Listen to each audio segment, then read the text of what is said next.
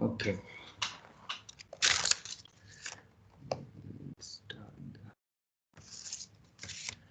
Okay. Last week, this is a. So far, we finished 4 sessions, including the first introductory session. This is our 5th session. In our first, we'll just quickly recap what we have studied so far because we had a little gap, right? In the first session, we studied about the game of life, the happiness, how we all do so many activities for the sake of happiness, and we also had a good discussion about the expectations versus reality of happiness in this material world. Hmm? And then we also discussed about the time management and all that based upon Bhagavad Gita. And in the second session, we discussed about mind, body, and soul. Mind, body, and soul. What's the difference between mind, body, and soul? And based upon the Bhagavad Gita, knowledge from Bhagavad Gita. And we discussed few verses from Bhagavad Gita like Dehinosmin yata dehe kaumaram yavvanam jara tatadehantara praptir dhirastatna muhyate. How the body, how the soul changes from boyhood to youth to old age, and at the end, at the time of death, how the soul leaves the body. We studied about that, and we also discussed a verse from Shankaracharya, Yavat Pavano Nivashati Dehe, Yavat Tavat Pritchati Kushalam Gehe, Gatavati Vayu Deha Paye, Bharya Bibhyati Tasmin Kaye, Bhaja Govindam, Bhaja Govindam, Govindam Bhaja Mudamate. How we discussed when the soul leaves the body, even the close relatives like your wife also become so fearful. And we discussed that when we also discussed about mind, what's the mind, how the mind functions. Bandhuratmatmanastasya yenatmaivatmanajitaha anatmanastu shatrutve vartetatmaiva shatruvat. When you strengthen the knowledge, when you strengthen your intelligence with the help of knowledge, and when you control the mind becomes your best friend. But when you fail to control your mind and when you fail to control your senses, the mind becomes your worst enemy. Bandhuratmatmanastasya. And we also discussed, uh, and in the next session, we discussed the ultimate genius, who is the most intelligent. Does the God exist? That was the basis of our discussion. Does the God exist? And we scientifically discussed how and saw how there is an intelligent behind the intelligence. There is a designer behind the design. We discussed all those things, and one of the Matajis at the end of the session, Mataji asked, so do we have to leave everything? And I mean, kind of the question kind of was like, do we have to leave everything and go to forest? And I mean, but we have so many obligations with our day-to-day family life and all. So from Bhagavad Gita, we study the Krishna says, Sri Bhagavan Uvacha Anashritah Karmapalam Karyam Karma Karotiha Sasanyasi Cha Yogi Cha Naniragnirna Chakriyaha. So a person is not called as a sannyasi or a yogi if he doesn't even, just because he doesn't even light a fire or he doesn't do any activities. So, but the one who performs all his prescribed duties and does not indulge in the results of those activities, but offers those activities as an offering, as an yajna. We discussed that one, and today we will discuss. Today is about the manual of life. The main topic of discussion is going to be based upon two verses. One verse is 4.2, very very important verse, and the next verse is first verse of Srimad Bhagavatam. It is we'll discuss that as we go forward. Evam parampara praptam imam rajarshyo vidahu sakale neha mahata yogo nasta parantapaha. We will discuss that, how it forms the important, very important foundational principle in understanding scriptures. So today's topic of discussion is manual of life. What is a manual? Can we can quickly discuss what is a manual. Manual means something that gives us knowledge about something we don't know, right? Suppose if you buy a car, it comes with a manual. so that you don't have to figure out all the details about the car. The manufacturer or the designer of the car knows the intricate details about that car better than you figuring out by yourself, right? Suppose if you read the manual, it tells you which button functions what and how to do certain things that you may not be able to figure out by yourself, or it will take forever to figure it out by yourself. So manual means something that gives you the knowledge about something that you don't know. So how we already have so much information and knowledge from our Vedas. Let us say, suppose before 1900, scientists have always said that plants do not have life. Plants are non-living being. I mean, plants are non-living being. And in after that, scientists proved that there is a Jagadish Chandra Bose, he did some scientific experiments and he showed that plants have life. But Chara and Achara, these topics, Chara means living things, and Chara means non-living beings, and Achara means living beings and non-living beings. We discussed, the Vedas discussed about Chara and Achara for a long time, even before these scientific studies came into picture, right? And there are knowledge about embryology. For example, if you look at Srimad Bhagavatam, when right from the time when the male and the female, the man and the woman unites, and when the male dhatu gets injected into the female dhatu, female, how the male dhatu breaks into the egg and how the embryo is formed and what happens in the first month and the second month, third month, fourth month till the 9 months. Very, very clear, detailed description is given in Srimad Bhagavatam. And in modern science, in last 50, 60 years, they gave that information in the, if you, some of your doctors, you know it better in the anatomy books and all, they gave knowledge about how the child is grown inside the body. All that information is given. And how would sages and the from like thousands and thousands of years ago know about this knowledge? And I mean, very accurately that matches with the scientific findings now. So the knowledge is there already. For example, Vedas say that if you touch anything, any byproduct, like any excretion from the any animal or a human being or a bird or a fish or anything, like a mala, if you touch that, you have to take a bath. Vedas say that. But if you touch one thing like a cow dung, my Vedas say that it is not. You don't have to take a bath. It is, in fact, it's considered as very pure. It is. And in recent past 40, 50 years ago, the scientists have proved that it is there is a lot of antiseptic and antibiotic properties. Even there is a patent that was filed and published in United States Patent Office in 2002. I'll show you the patent also, how they derived, actually, let me show you that real quick.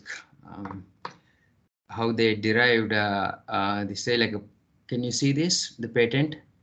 This was published in June 25th of 2002. Pharmaceutical composition containing cow urine distillate and an antibiotic. If you read the abstract, it says like pharmaceutical composition comprising an antibiotic and cow urine distillate in an amount effective to enhance antimicrobial effect of the antibiotic is disclosed. So this is this knowledge, they patented this. This is so funny, right? They patented this, but this knowledge is already available from the Vedas.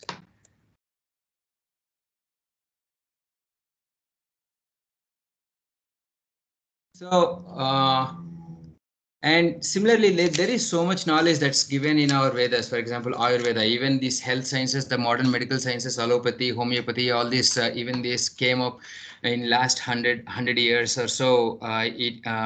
We had the knowledge, lot of knowledge about how to cure your body and all that using Ayurveda and all.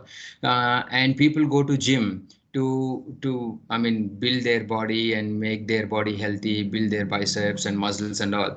But this kind of knowledge to take care of your body has already been existing in the Vedas, like yogasanas. In fact, it is much deeper than this modern day bodybuilding and all, because it calms your like activities like pranayama, part of yoga. It also calms your mind and body and gives a peace also, which is much deeper than the modern exercises and body building, right? And even there is knowledge about the ancient Indian metallurgy and organic farming and Vastu Shastra. All this knowledge is already there, right? So when we are talking about the manual of life, that means we need knowledge. So why do we need that knowledge too? So that like we discussed last time, so that we can direct our life. When we are in the darkness, we do not know what is true and what is untrue. But the light of knowledge is dispenses the darkness and gives us the proper pathway. So we will discuss a few topics today.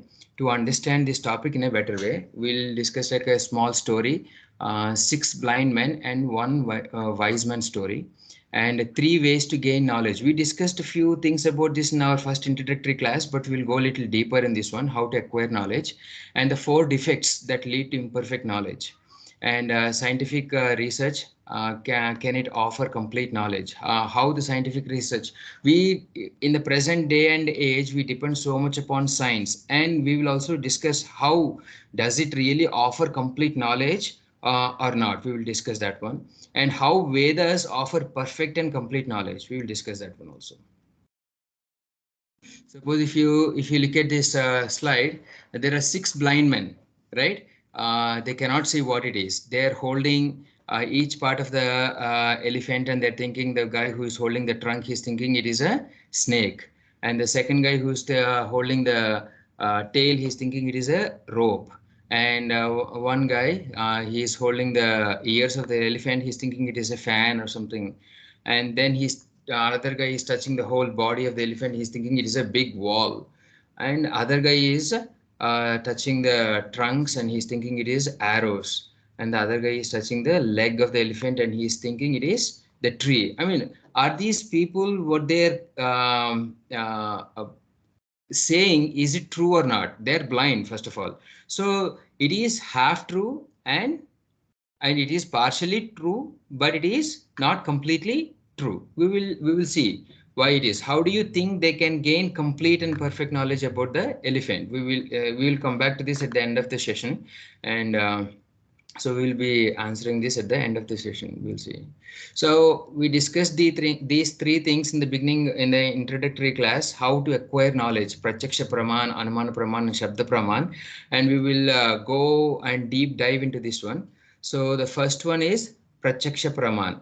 Pratyaksha Praman means learning anything or gaining any kind of knowledge through direct sense perception by seeing. Seeing is believing. That is the concept. Seeing is believing. So can it give full knowledge? So the main point is, let's try to understand the essence, what we're trying to discuss today. So we need, when we talk about the manual of life, we need knowledge. We need knowledge. For example, just 2 years ago, we all suffered from coronavirus, right? When in the beginning, when the virus started, what happened? Nobody has any clue. They did not have any clue, and the governments from all over the world, every country, they struggle. What kind of decisions they need to make? Even doctors didn't have proper tools to treat the disease. So there was no knowledge. Eventually, they figured out what's happening. The vaccines came out, and they understood. They have some studies. They understood what to do, what not to do, how to take care of yourself for the when you get the virus. And over a period of time, after 2 years or 3 years, now we have some knowledge, established knowledge. So right. So that is knowledge. So when we talk about the manual of life, we need the knowledge, but how to gain that knowledge? So the most common thing is in our present day age is seeing is believing. We acquire knowledge by seeing is believing process. So let us see if that is true or not. So suppose if you are looking at this train track, it appears like as if it is going to intersect and intersect to a converge to a point. But is it true? They never meet, right? The railway tracks, they go parallel to each other till the end. They never meet. So is seeing is believing? Is what you're seeing is really getting the right knowledge? No, right? And for example, if you're looking at yourself in a concave mirror and a convex mirror, your figure is distorted. So is seeing is believing. Is it true? Can you gain the knowledge from what you're seeing in that image? So it is a distorted reflections, right? Suppose if you put a pencil in a glass of water, it is due to the theory of refraction, it appears like as if it is broken. So you're seeing that and you're believing it the pencil is broken. But is it true? It is not true, right? It is just a laws of physics of light. It's called refraction. And if you are looking at the on this road, it appears like there is some water, but as you keep going in search of that water, will you find any water? You won't find any water, right? It is just it's a mirage. So is seeing is believing, is it holding its ground? Is it really giving you knowledge? So that's the question we have to ask. So the knowledge we acquire through our senses, like eyes, ears, nose, tongue, skin. The knowledge we try to acquire through our senses is cannot be complete. It's not the complete knowledge, and also it's not the absolute knowledge, right? So that we have to understand. So why is that? Because why is the knowledge that we are trying to acquire through our senses is not complete? Because we all have four defects. What are those four defects? Irrespective of how wealthy you are, how intelligent you are, how beautiful you are, all those things, all the above. Still, everybody suffers from these four defects. What are those four defects? We have imperfect senses, uh, and we are prone to illusion. For example, if you look at this picture, if you first just focus your eyes on the middle picture. So the person is looking at you, or the person is looking towards the right side. So it is both, right? It is both. It's a combination of the left side picture and it's a combination of the right side picture. It is very smartly drawn, but it is depicting that we can be illusioned. We can illusion means what? Believing what is not true, or something which is not. And we also are tendency to commit mistakes. We all have the tendency to commit mistakes. We make mistakes. That is our natural tendency. And when we make mistakes, we try to cover it. And the fourth one is we have cheating propensity. Everybody has the propensity to cheat. Because of these four defects, the knowledge we acquire through our senses is not complete. And let us see these four defects in detail, how the senses are imperfect. For example, if you're looking through your eyes, you're using your eyes to see everything, but our visible range is very limited. If you look at this, we cannot see cosmic rays, we cannot see gamma rays, X-rays, ultraviolet rays, infrared, microwaves, and radio waves, broadcast band waves. All those waves are beyond our scope. We only can see the VIBGYOR, the violet to red, from 400 nanometers to 700 nanometers. We cannot see below that all the ultraviolet rays, and we cannot see above the red, that is infrared rays. So our eyes are limited. The knowledge that you can acquire through our eyes is limited, right? And let us say our ears. uh, our audible range frequency is also very limited. So we can only hear from 20 hertz to 20,000 hertz, and beyond that ultrasonic waves, and beyond below that infrared sound, we cannot hear it, right? For example, you can put a device in your in a place where there is a rat infestation, and the device will produce crazy sounds like ultrasonic sounds. You cannot hear, but the rats will hear, and they will run here and there out of fear. You can prevent all the rats from that place by putting ultrasonic devices like that, right? And somebody might say, okay, if senses have limitations, I can use instruments to get the knowledge of this world. So like I can use instruments like microscope, the things that I cannot see, or I can use instruments like telescope that I cannot see, and acquire knowledge. So let us see if that is true, how well that holds. So one of the Nobel Prize winner, he's a physicist. He says, even though you photograph the far away objects using the telescopes and the modern technologies, still the interpretation and still the photo that is taken by the camera, still it needs to be interpreted and it has to go through our senses. So still the knowledge that is gained can be subjected to the imperfect senses, right? And the next thing is we are subjected to illusion. Let us say illusion means something which is not, which is something not true, or we are believing something else as truth. For example, if you eat gulab jamun, and then if you eat orange, the taste of the orange is different, right? When you eat orange after sugar, then it tastes little sour. Suppose if you eat orange after if you eat lemon, then it tastes sweet. It is relative, right? It is a relative taste. And similarly, skin, when you touch with a warm hand, your hand is warm, and when you touch the water, water appears like it is cold. And suppose if your hand is very cold, and then when you touch the water, it appears little warm. So it is also relative. So you're being illusion, but the water a temperature or the taste of the orange is not changing. But because you ate something, your body temperature is different before, so you're experiencing a different results, right? So we are subjected to be illusion. So let us see some of the pictures. Can you all see this picture and tell me what you see? Suppose if you see the front part of this picture, this is the nose, and this is the cheeks, and this is the chin. This is a young lady, right?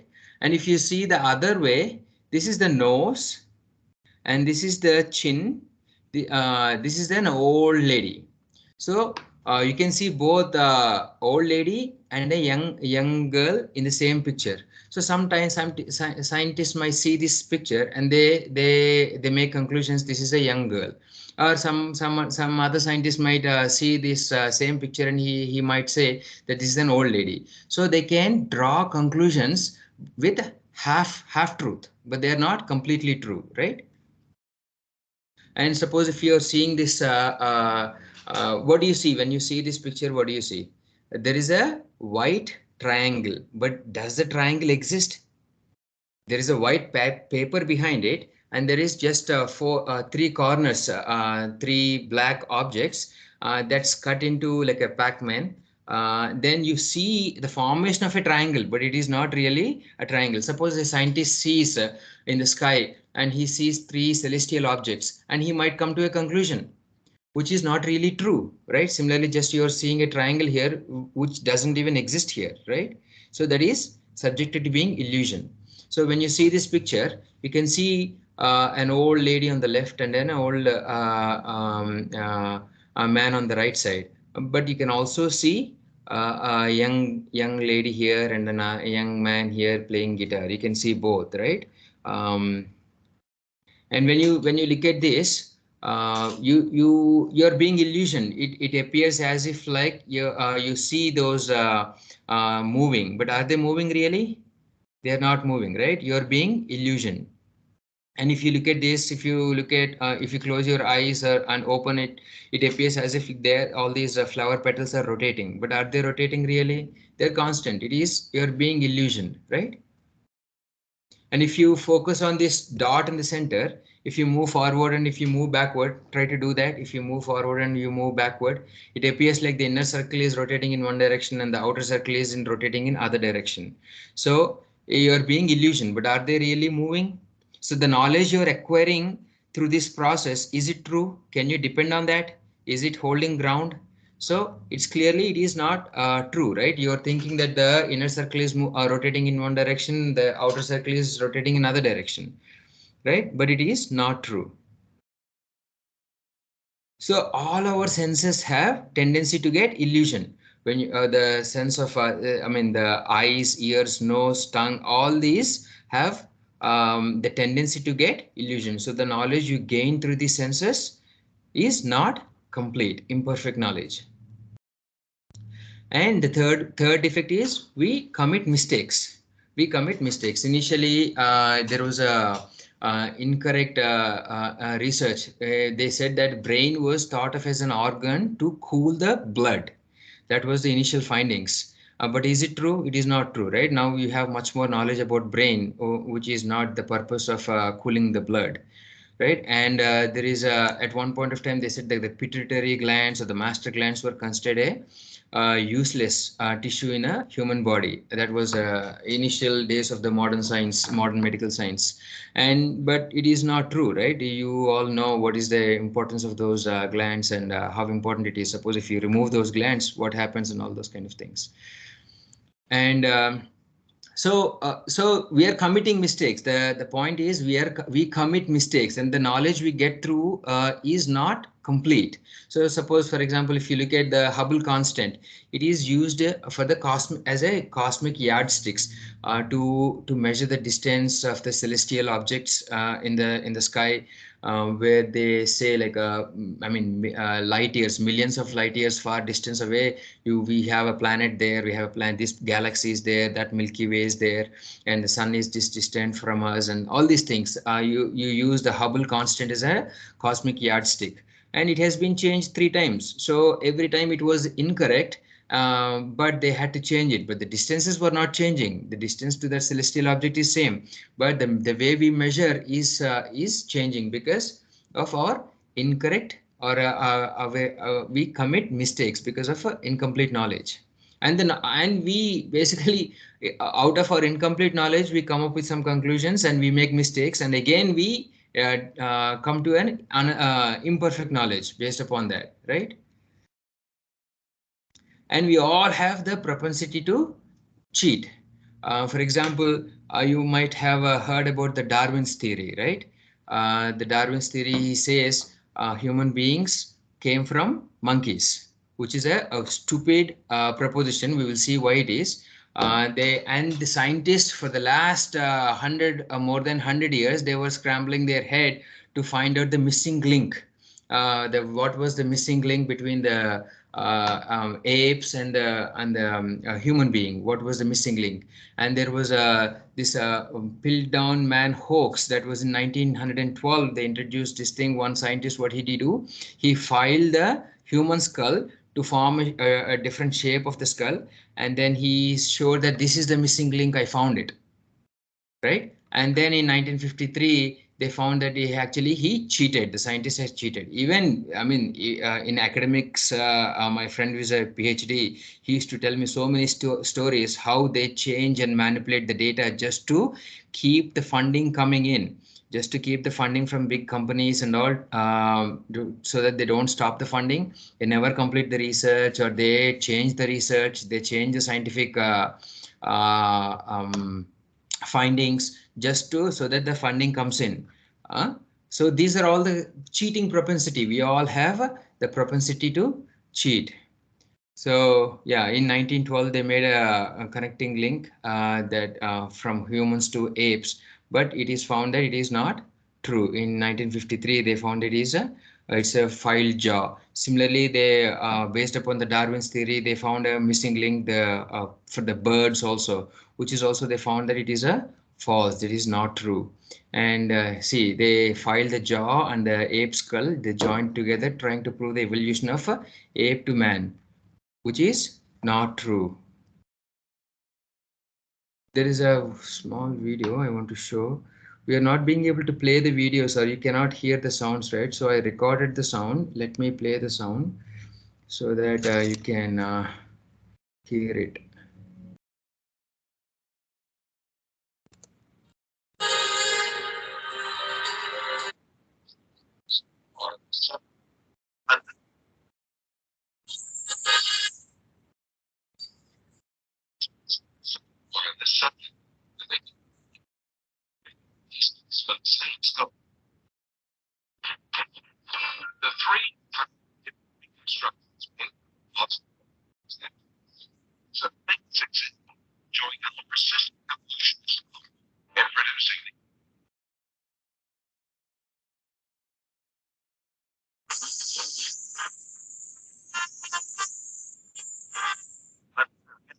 Transitional form.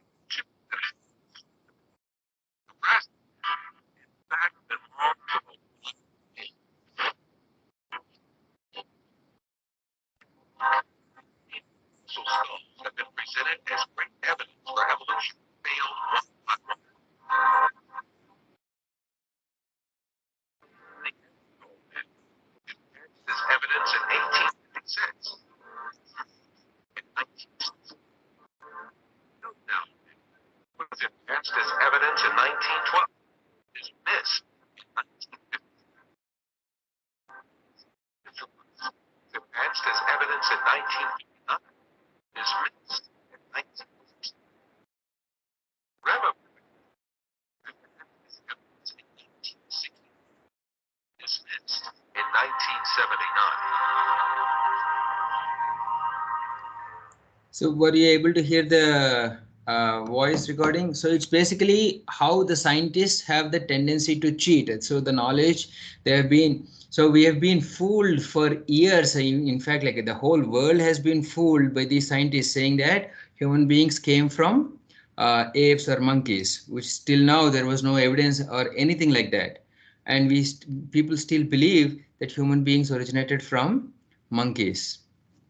uh, and even there in textbooks also blindly they make students study from their childhood all this bogus information, bogus knowledge, and they make all the children believe that we all came from animals or the apes. So this is the kind of knowledge, incomplete or imperfect knowledge, that we get. So the next one is Anumana Praman, the theories based upon observations or guesswork.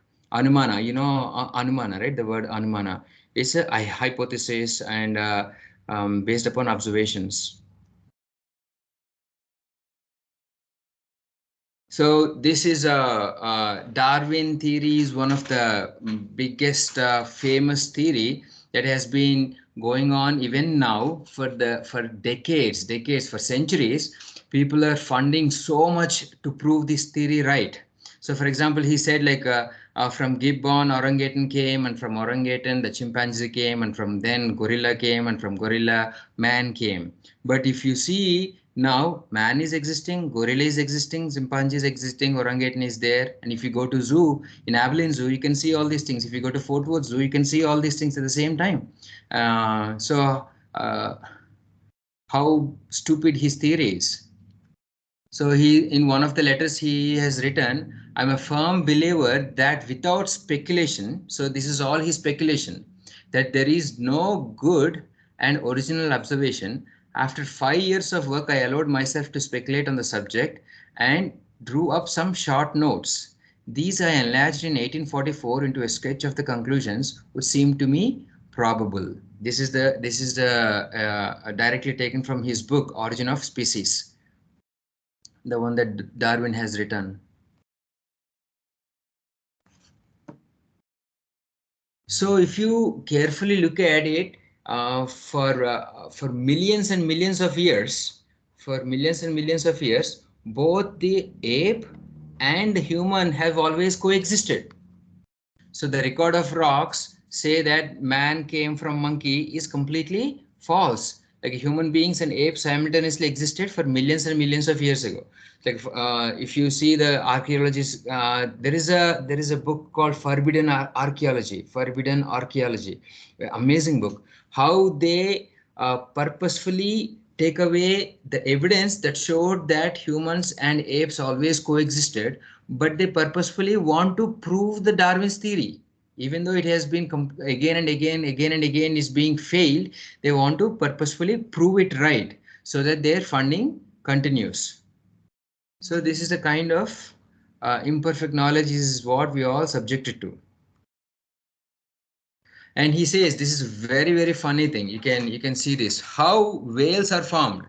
He says in North America, the black bear was seen swimming for hours with wide open mouth. That means the bear opened its mouth like this, and he was trying to catch some mosquitoes in the water, and then it suddenly turned into a whale.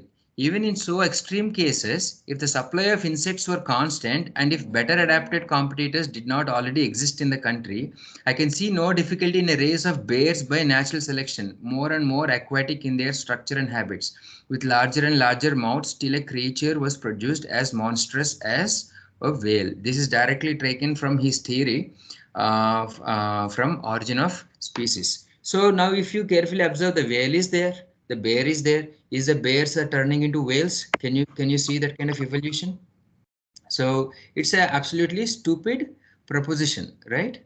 And people are bought into it, and so much money is spent on that, and people are made to study, children are made to study from childhood to make to and making them believe, which is false knowledge. This is all false knowledge.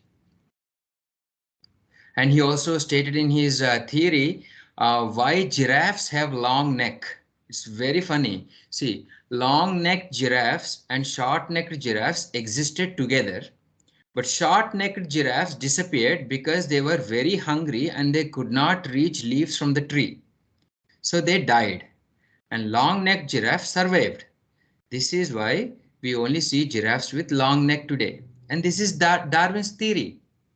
And this is considered as a scientific theory, and there's so much funding is going on to prove this theory right. Can there be more stupid than this one? So you can simply, I mean, common sense question, so why can't the giraffe eat something that is on the ground? Or I mean, it's already drinking water from the ground, right? Why does it have to eat only something that it cannot reach up in the sky, right? So that is a simple question. Any person with common sense can ask this. Like, if giraffe had to stretch the neck, did they not drink water? Did they not drink? Were they not able to drink water from the ground? So this is a simple things, right? So what happened to the deer? How was deer survived? Why did the neck of the deer did not stretch like the giraffe's neck? Right? This is the theory of evolution from Darwin, and so much importance is given to this evolution theory. But actually, if you look at properly from the Vedas, the theory of evolution itself by itself is not false. But what Darwin has proposed is false. What he is saying is, if you buy a Ford car, the Ford car becomes a Tesla car. And the Tesla car eventually develops wings and becomes an airplane. That's what he's saying. What he's saying is the body is changing by itself. A bear becomes a whale, a short-necked giraffe becomes a long-necked giraffe, and a monkey becomes a human being. This was his theory. But what Vedas say is the theory of evolution is not false. Actually, the proper way of understanding the theory of evolution is the person who is sitting in the Ford car came out of the Ford car and then he went inside the Tesla car. And then he came out of the Tesla car and he went into an airplane. That is the proper understanding. That means the soul is leaving this body and evolving into another body. The soul leaves this present body, and when it is qualified enough, and when it has the karma and the desire and the qualification, proper qualification, it gains it moves itself. The soul moves into another body.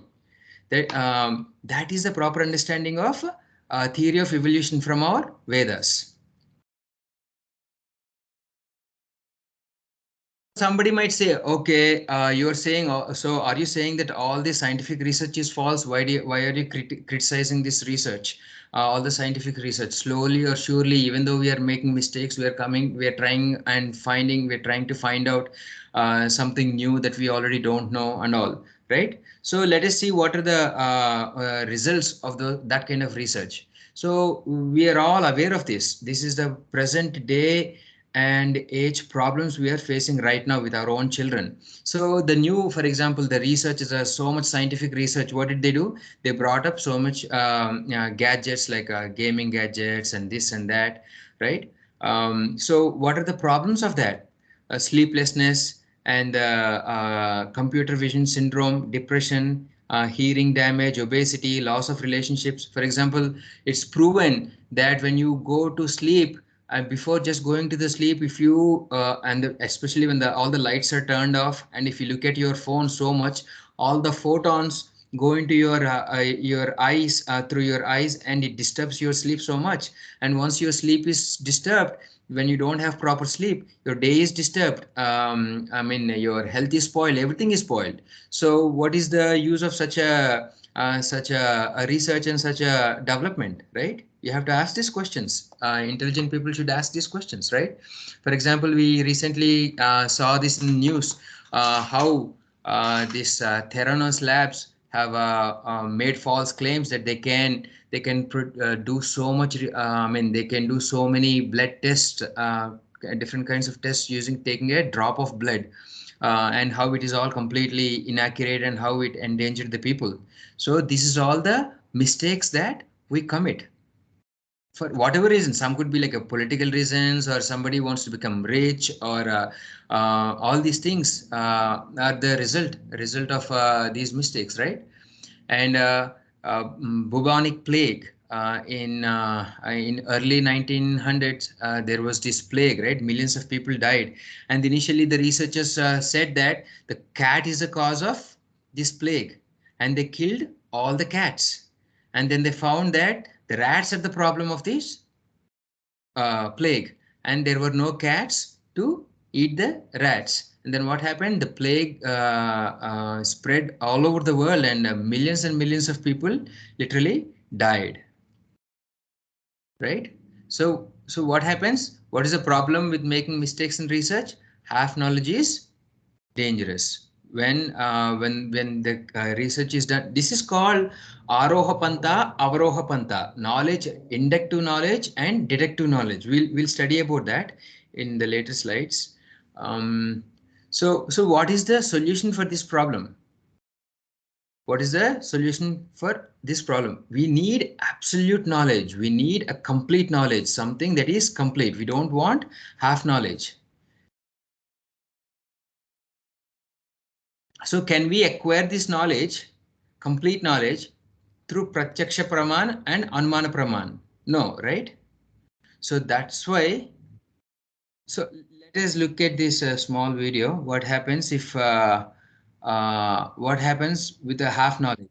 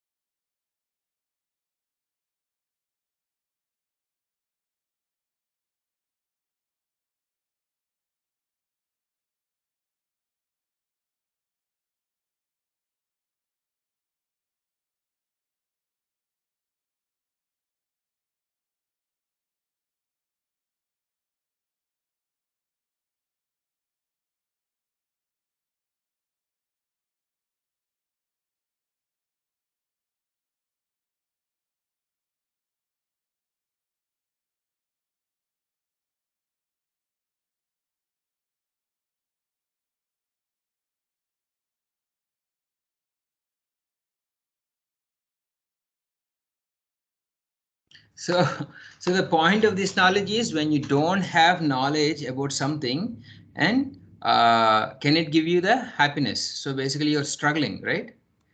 So that's the whole thing. We are trying to acquire proper, complete, perfect knowledge, absolute knowledge. But is it possible through all these methods that we are going through? So where is the manual that can explain the operations of this cosmic machine? So we are studying about our body, right? The medical science is all studying. This is a body is a machine. Similarly, when you get a manual about a car, the car is a machine. Similarly, this whole cosmology is a big machine. So where do we get the manual to understand the big machine like cosmology, the creation, entire creation? So, my dear friend, how four defects keep us blind to the truth? So, all the four defects, imperfect senses is nothing but our inability. We can only get go so far. We cannot get the complete knowledge, imperfect senses, and how we are being illusioned, and how we commit mistakes, and how we cheat to hide our mistakes, all these things. So, is there any other way we can acquire knowledge beyond this Pratyaksha Praman and Anumana Praman? So that is Sabda Pramana, hearing from bona fide authority. See what it is. So Krishna says, this is the verse we were actually wanting to talk about. Evam parampara apraptam imam rajarshayo vidu sakale neham hata yogo nastaparam tapa.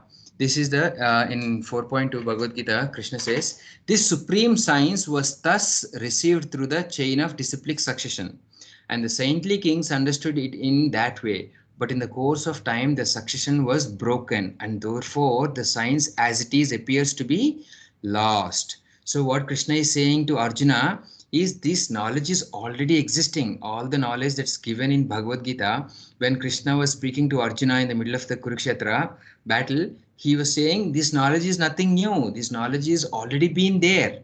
I have given this knowledge long back, but and that's how through disciplic succession the knowledge has been flowing from one person to other person, but it appears to be lost because I mean it was the chain was broken and it appears to be lost. That's what he was telling Arjuna. So for example, so this is a very important point, how to acquire knowledge through disciplic succession. So how we can understand that? Suppose if you there is a child, how can a child know his father? uh, how can you know if the child is there, mother is there, and who is the father? How to find out? You can do one thing. You can do like a medical procedure. You can find out the DNAs of every person in the whole world, right? It's called inductive knowledge. You are trying to gain knowledge from scratch. You don't have anything. You are trying to gain knowledge about something from scratch.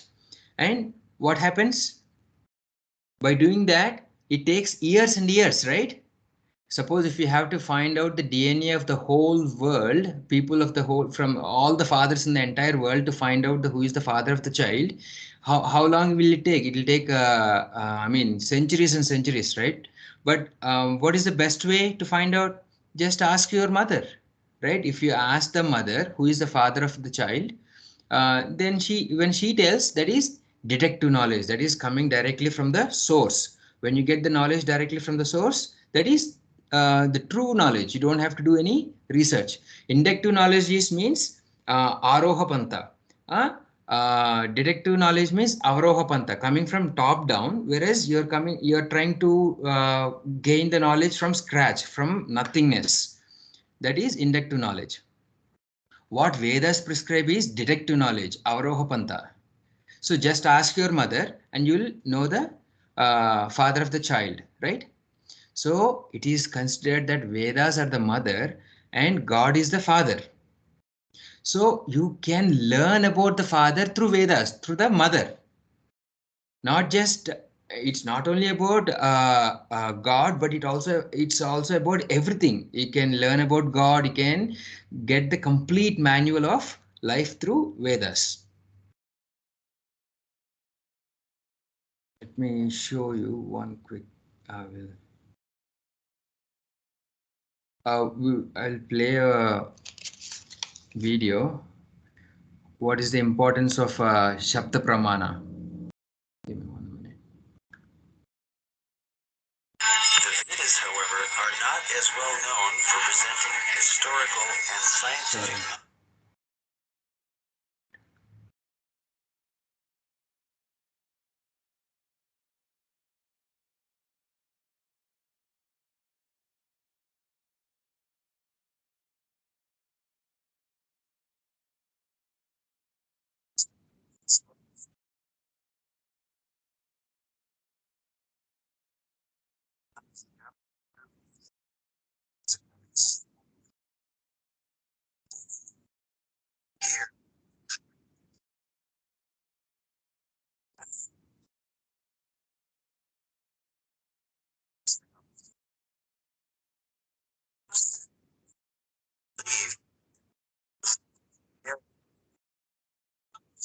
Sure. The ancient focus, for example, many weapons on the group or in the ancient deployment equivalent to modern weapons are described throughout Vedic traditions. Additionally, mantras carry which can produce this handed. Indeed, the Vedas establish down and carry profound.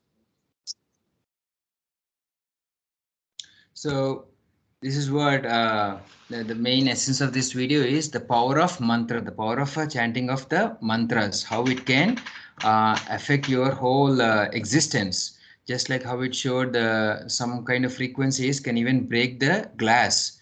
So the sound vibrations are very powerful. So what is the Vedic process of learning? So this whole thing is about acquiring knowledge, right? How we learn.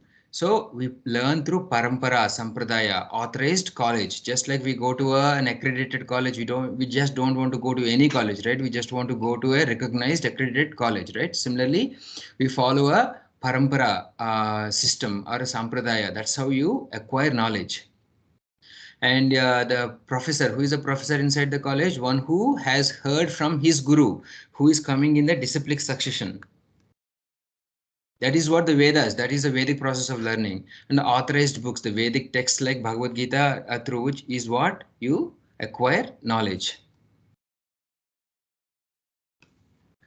So there are, I'll play another video. This you can understand the incredible knowledge that's existing in Vedas. For example, there is a advanced, very advanced knowledge in Vedas like Vimana Shastra also. I'll show you a quick video of that one.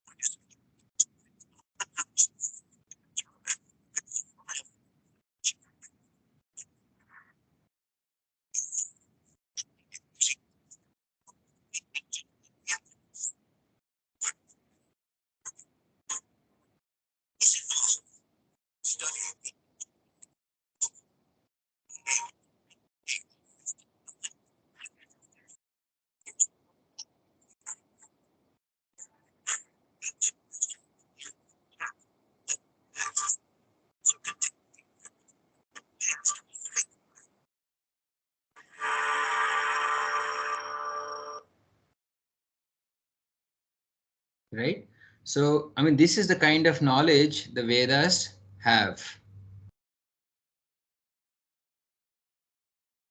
And it also is very powerful predictions. For example, if you read a Srimad Bhagavatam that was written 5,000 years ago by Srila Vyasadeva, in the first canto, third chapter, 24th verse, he predicted the birth of Lord Buddha and Chanakya, and Lord Chaitanya, Sri Chaitanya Mahaprabhu in Mahabharata itself is there, and Emperor Ashoka, it was also given in Srimad Bhagavatam. So all these are predicted in ancient texts, which came true.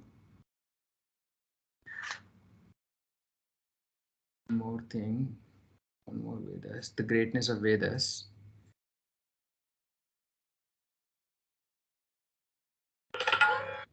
The Vedas are amongst and other sources cultural. At first, the multi is a foreign that's the West. Yet upon we discover cultural and social. India, for the practice of yoga, which increases physical strength. However, this is only what the Vedas can address.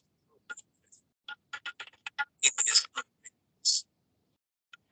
music, natural medicine, and other science are only now best conceived science.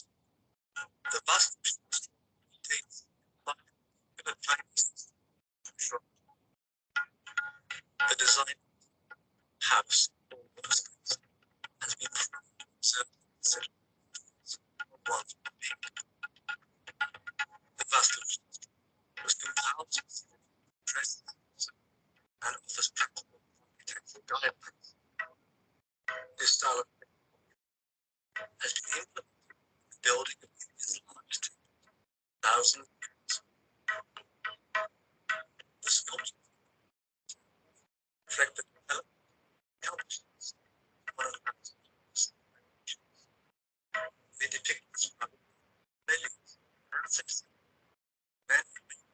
the center.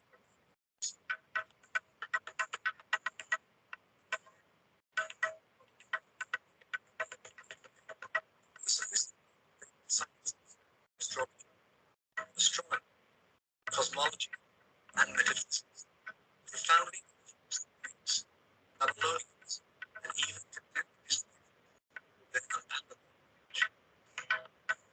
Ancient presented precise and millennia before Copernicus, Galileo, Newton, and Einstein.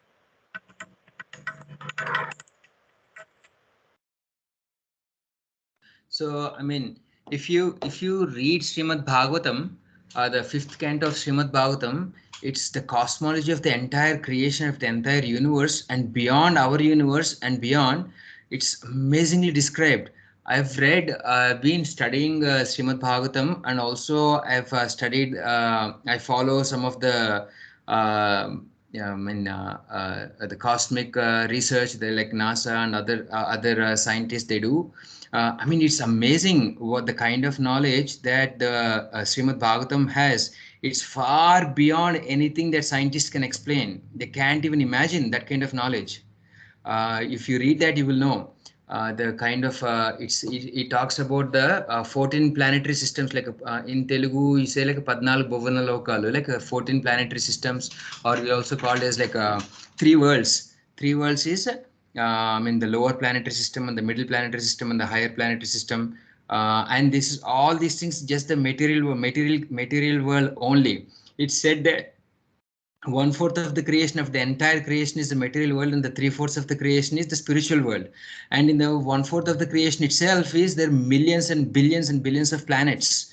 And I mean, the Srimad Bhagavatam in the fifth canto, when you read that, the descriptions of the Vedic cosmology is amazing, and what the scientists can explain versus the knowledge that's already given in the Vedas is unparalleled. They can't even imagine the details that were given in the Vedas.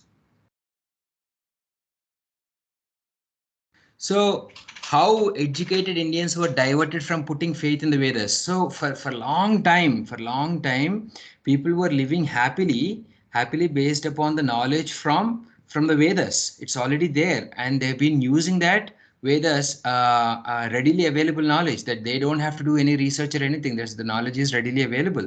So, but how the people were completely diverted from putting faith in the Vedas. So I'll show you another small video how the Indologists have taken over our Vedic education.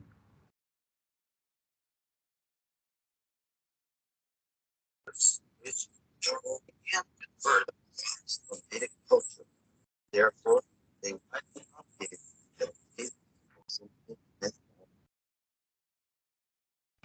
that you perhaps the most well Sanskrit and initially the Vedics were worse than established and in conflict is good. Thompson went through his English education and take responsibilities that was in and but ancient takes in a in and in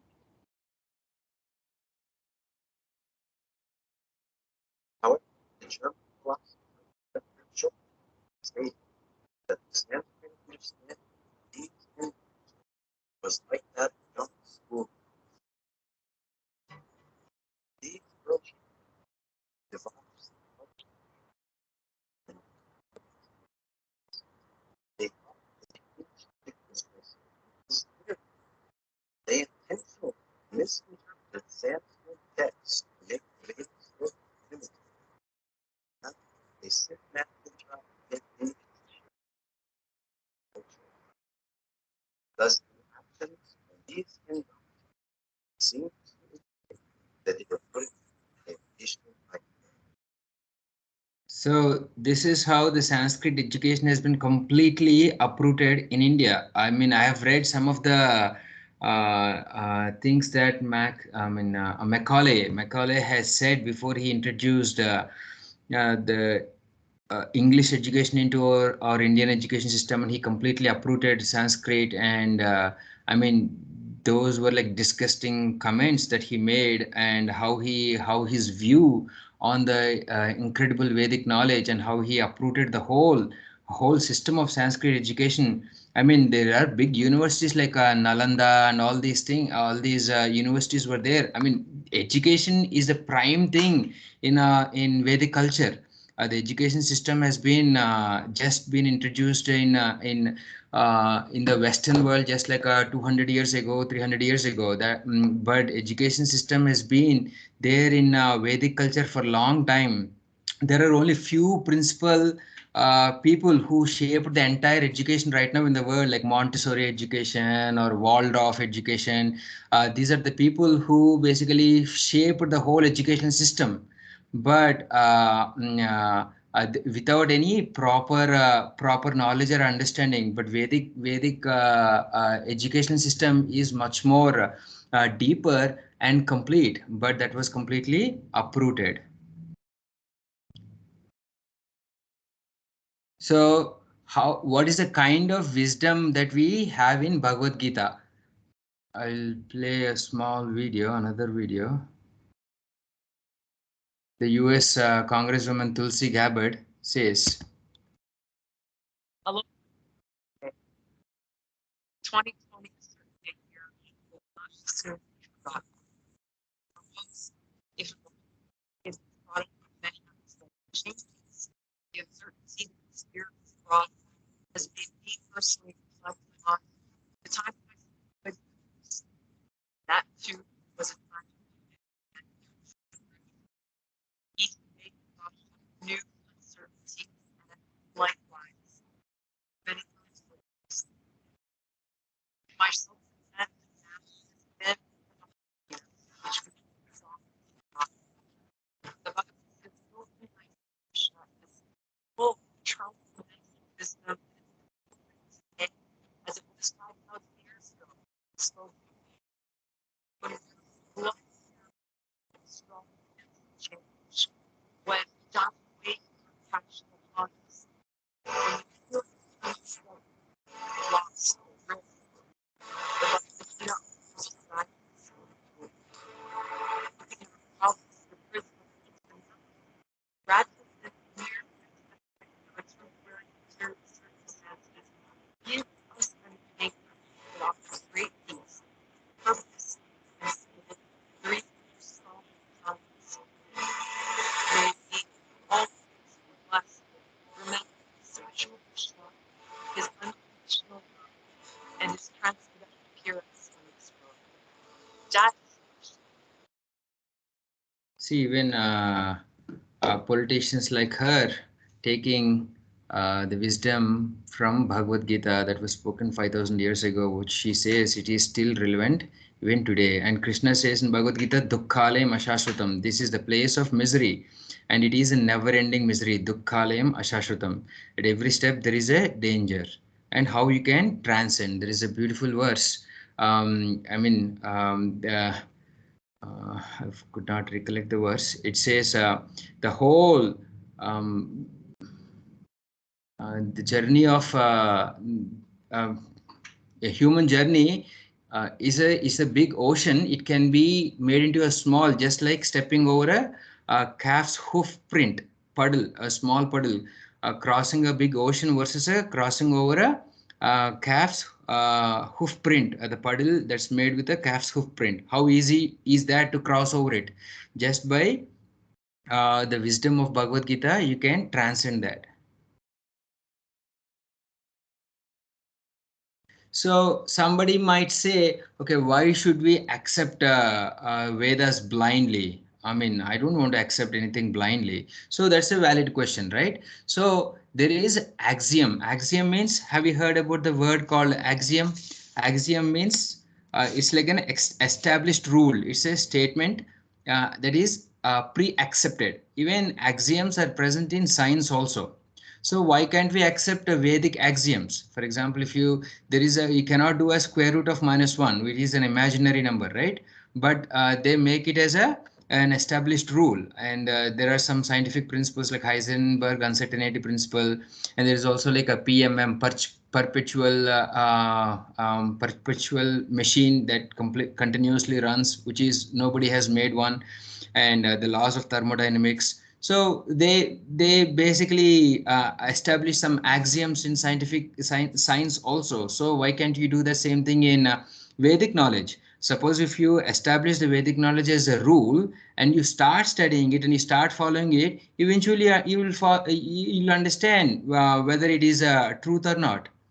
So when you give science a benefit of doubt, I mean, when you give a chance to science, why can't you give the chance to Vedic knowledge? So the proper way of acquiring knowledge is through proper sampradaya. Like we study like a parampara and sampradaya. There are 4 sampradayas in which the Vedic wisdom has been carefully handed over through a chain of acharyas or spiritual teachers till date. So one is Sri Sampradaya. It is called Sri Sampradaya, Brahma Sampradaya, Rudra Sampradaya, and Kumara Sampradaya. Right? Sri Sampradaya, the one of the prominent personality in Sri Sampradaya is Ramanujacharya. You all probably heard about Ramanujacharya, a stalwart. And Madhvacharya is the prominent figure in Brahma Gaudiya Vaishnava Sampradaya. And that is basically coming from Lord Brahma himself. And Rudra Sampradaya, the Vishnu Swami is the primary person. And then Nimbarka Swami Nimbarkacharya is the main Acharya of the Kumara Sampradaya. These are the 4 bona fide Sampradayas from which you can acquire the knowledge. And Tene Brahma, this is the first verse, first and primary most, first verse in Srimad Bhagavatam. It starts with Om Namo Bhagavate Vasudevaya, and then it says like Tene Brahma Hridayadi Kavaye. That is, the knowledge, the Vedic knowledge was revealed by Supreme Person within the heart of the first created being, Brahma. And this one also, when you read Srimad Bhagavatam, 3rd canto, it describes the entire creation, how Lord Brahma was created. When Garbhodakshay Vishnu, you have Mahavishnu or Kshirodakshay Vishnu lying in the causal ocean. From his pores, all the universes come out. Each one is like a Brahmanda. It's called a Brahmanda in the shape of an egg. It's an anda. And then in each Brahmanda, Mahavishnu expands himself to form as a Garbhodakshay Vishnu. And from his navel, a huge lotus flower comes, and the stem of that navel extends to 14 planetary systems, all the way from all the heavenly planets to the lower hellish planets like Atala, Vitala, Sutala, Talatala, Rasatala, Mahatala, Patala, all the hellish planetary systems. And in the higher planetary systems, like ours is called as a Bhur. The earth is called Bhur, and above that you have a Bhuvar, Mahas, Janas, Tapas, Satyaloka. Like that, there are total. Satyaloka is the topmost planet in our universe. That's where Lord Brahma resides. The stem from the Garbhodakshay Vishnu reaches all the way to the Satyaloka from Patala, and that's where it's a huge lotus flower from where Lord Brahma appears. And it's pitch dark. When the universe was created, it was completely pitch dark, and the only person in the entire universe, you can imagine that, is Lord Brahma, Chaturmukha Brahma. He has 4 heads. Our Brahma has 4 heads, Chaturmukha Brahma. And when he was born on the lotus flower, on the mystical lotus flower, he was completely bewildered. He was completely confused. It is pitch dark around him. He didn't know why was he there and what was he supposed to do and what is he doing there. I mean, he was completely bewildered. You can put yourself in that kind of situation and imagine yourself. What will that be? And he got confused and he tries to climb down that lotus stem. He tries to come down, and the lotus stem is so big that it's extending from the Patala Loka all the way to the Satyaloka, covering 14 planetary systems. And he was confused and he gets fearful. And then again he climbs up, and again he comes down, and again he climbs up, and he doesn't know what to do. Then he meditates.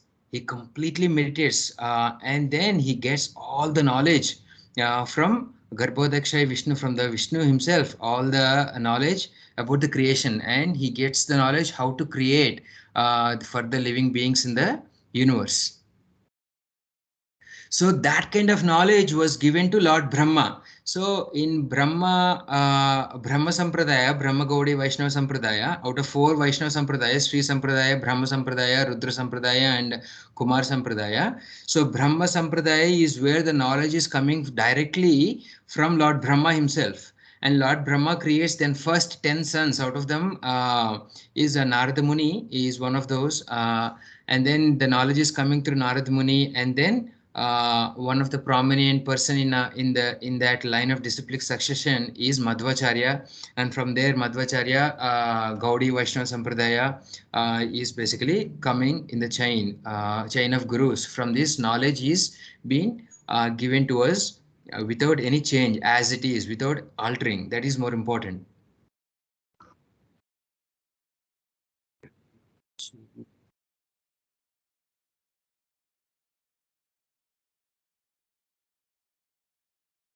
I think I did not record this. Maybe you can look at the subtitles.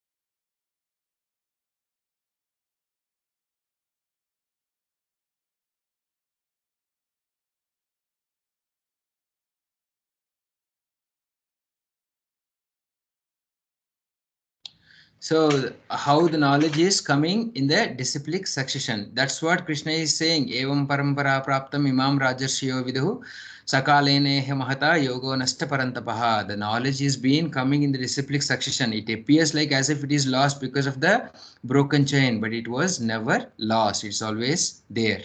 It's nothing new. It's been there for a long time. This knowledge is been there for long time. So 5,000 years ago, Vyasadeva, literary incarnation of the Krishna says in Bhagavad Gita, I am Vyasa. So he's the literary incarnation. He recorded all the Vedas in writing. Till that time, it was all given it through Shabda Praman, and then it was put into writing. We have also discussed why that was done, because Manda Sumanda Matayo, how the human beings in the Kali Yuga becomes degraded, how their memory degrades, how they indulge in quarrels and all these things all the time. So because of that, Vyasdev recorded it, put everything, all the Shabda Praman into recording, and he divided the whole knowledge into 4 Vedas, Sam Veda, Athar Veda, Rig Veda, Yajur Veda, and all the Upavedas and all those things. So the fun fact is, Vyasdev asked Vinayaka, Ganapati, to write. When he was dictating, he asks Lord Ganesha to write, and Ganesha says, "If you stop, I will stop. I will not write it. I will not further write it anymore. I will stop there." And then Vyasdev is, I mean, he's incarnation of God himself, and he makes a he says, "Okay, I'm done with the deal, but whatever you write, you have to understand before you write." He puts a clause there. So whenever Vyasdev wants to take a break or something like that, he used to give difficult verses. It used to take some time for Ganesh ji to comprehend that and then put it into writing. So this is how the whole Vedas were spoken by Vyasdev, and it was written put into writing by Vinayaka. son of Shiva and Lord and Parvati Devi. So this is the Vedic knowledge. It's called Shruti and Smruti. Shruti is like Vedas and Vedangas and Upavedas and all these things, and comes in Shruti. This is completely revealed absolute truth, every word unchanged, eternal truths coming from on the Shruti part. On the Smriti part, composed by the sages, words may change from age to age, because this was given according to time, place and circumstances. Sages, great thinkers were also given in some information. All these things were given in this Smriti part. And whereas the Shruti is unchanged, completely unchanged, all the Vedas and Upavedas and all these things. For example, in the recent times, in the Brahma Madhva Gaudiya Vaishnava Sampradaya, where I follow, which in the Sampradaya in which I come, I'm learning myself and trying to share this knowledge. Srila Prabhupada is the recent Acharya. He came to US in 1965, and he wanted to give this knowledge to everybody in India itself, but everybody was so busy with the independence and getting rid of British and all those British, and how to acquire the independence, how India can acquire independence. After India acquired independence, they started internal quarrels, all the political and everything, all the division that divisiveness already that was already created by the British in India caused so many problems. Fighting between religions and all these things, chaos was already there, was established unfortunately by British, and it carried on. And when he was trying to give this knowledge to everybody in India, nobody was caring that.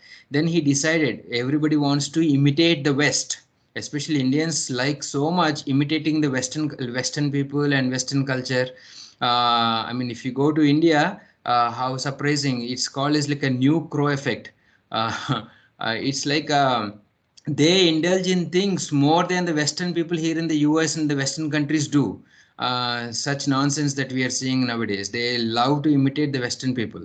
So he tried to give all this knowledge to Indians at that time, but nobody was caring for that knowledge. Then what he decided was he came to US, and with no money or nothing, he came to US, and he just came with 40 rupees. Literally, he came to US with 40 rupees and with a box of Bhagavad Gita and Srimad Bhagavatam.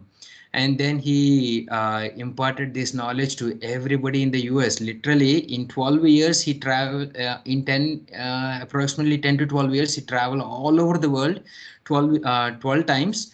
And he established 108 temples across the globe, whether it be African countries or European countries or in the Western countries like here in the US, and in the Eastern countries also.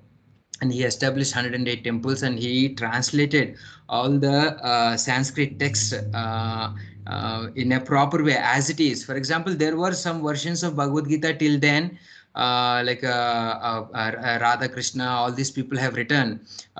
They completely negated the Lord Krishna himself. They said like Krishna, there is nobody, somebody called Krishna existed. There is nobody called Arjuna, and they gave their own interpretation and all.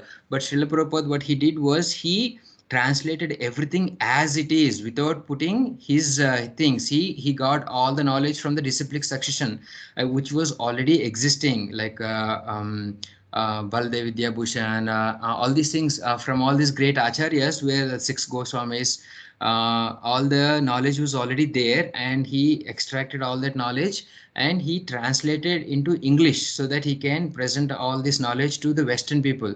The reason why he did that was when the Western people starts adopting this knowledge, then when Indians sees them, then they will understand, oh, we already have such incredible knowledge, and Western people are taking that knowledge, and we ourselves are forgetting. So what is the most unfortunate situation? You already have a diamond. When you already have a diamond, and you are searching for broken pieces of glass, that is the condition of people in India, they already have incredible knowledge, but they search for broken pieces of glass, trying to imitate the Western cultures and Western people and all. I mean, there is good and bad everywhere. I'm not saying nobody should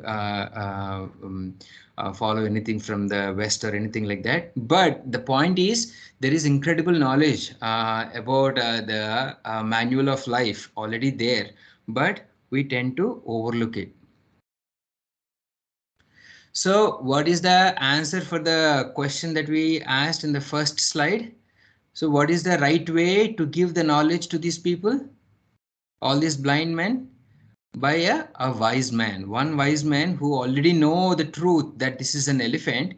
If he tells all the six blind people or whatever they're imagining, trying to imagine what it is, if he tells them no, what you're imagining is not true, it is elephant, then he says that, then they will understand. That is the easy way to acquire knowledge. So part truth versus full truth. So just the whole discussion is based upon one verse, that is important verse, Evam parampara praptam imam rajarshiyo viduhu sakala neha mahata yogo nasta parantapaha. That is the 4.2 verse from Bhagavad Gita. And also Tene brahma hridayadi kavaye. That is the first verse of Srimad Bhagavatam, how the knowledge has been imparted to Lord Brahma and the knowledge has been coming down through successive disciplic succession. So we studied about, we are going through summary. We studied about a Pratyaksha Praman and Anumana Praman and then Shabda Praman, how Shabda Praman is very, very important in the process of acquiring knowledge, and how Pratyaksha, why Pratyaksha Praman and the Anumana Praman, we cannot rely on it for complete and perfect and absolute knowledge because of our imperfect senses and also the 4 defects. Tendency to commit mistakes and being illusioned, and also the propensity to cheat. And why Anumana Pramana is flawed because of the mistakes in science and also half knowledge, just like the 6 blind men trying to figure out what the elephant is. So Shabda Praman is where is the inductive knowledge versus deductive knowledge, Vedic truths and predictions, and also the 4 sampradayas and the branches of the Vedas and all that we studied from. So this is just a mind map of the whole thing that what we discussed. So did you that's the end of the session today. So did you guys try to absorb the essence of today's class, what we are trying to say, why it is so important to acquire the knowledge in a proper disciplic succession to understand things as they are. Any questions in this regard? No, sir. Okay. So shall we stop here? Yeah. Okay. Looks like everybody else left the call. Yeah. Okay. Okay. Thank you.